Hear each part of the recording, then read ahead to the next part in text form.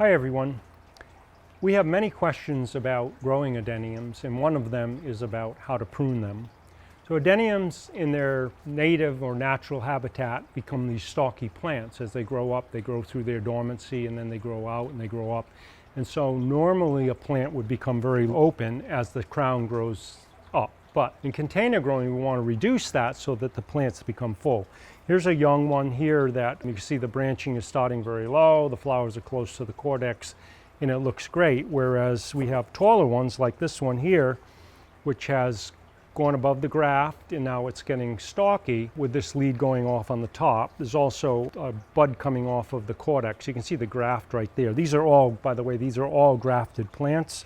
So you want to encourage the growth obviously above the graft, otherwise you're going to get something that isn't what you expected. So that's about a 2-year-old bulb grafted, probably 6 to 8 months on the graft. The graft actually, they don't grow in the wintertime, so if you graft them at the wrong time of year, you probably take a year to grow that, but for sure it's not very long. They're pretty fast growing. Here we also have a plant that's grafted, but that little shoot is coming out right at above on the scion that's connected to the base. There's a small bud coming out there. We're going to bump that off.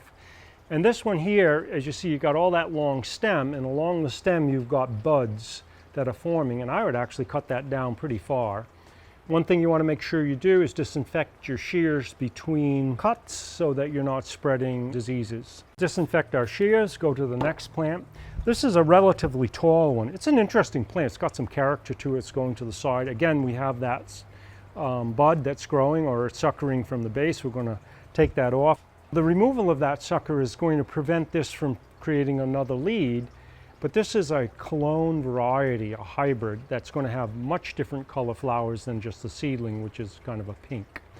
A plant like this at this time of year, which is late June, early July, you could actually do a very hard cut on that and get that to break from these eyes right here. Now, yeah, that's like, I cut off my plant, but the other possibility was that this thing's just going to keep going taller.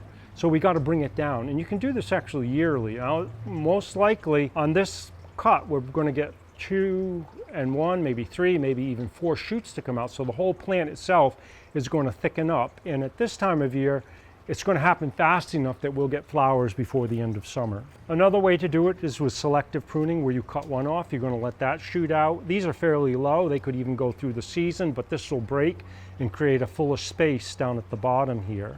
And then next year you could come back and cut maybe both of these, as this one will take over.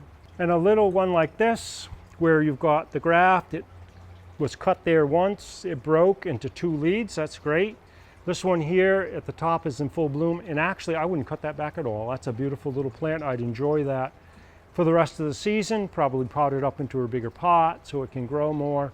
And then next spring, as it's coming out of dormancy, I'd make the choice of whether I wanted to cut this back right here to start it off lower, or if I have room to just let it grow into a larger plant. Adeniums are great plants to grow for flower throughout the summertime with their resting in the winter, and pruning is an important part of maintaining the size of the plant in the home environment. If you'd like more information, please visit us at logis.com.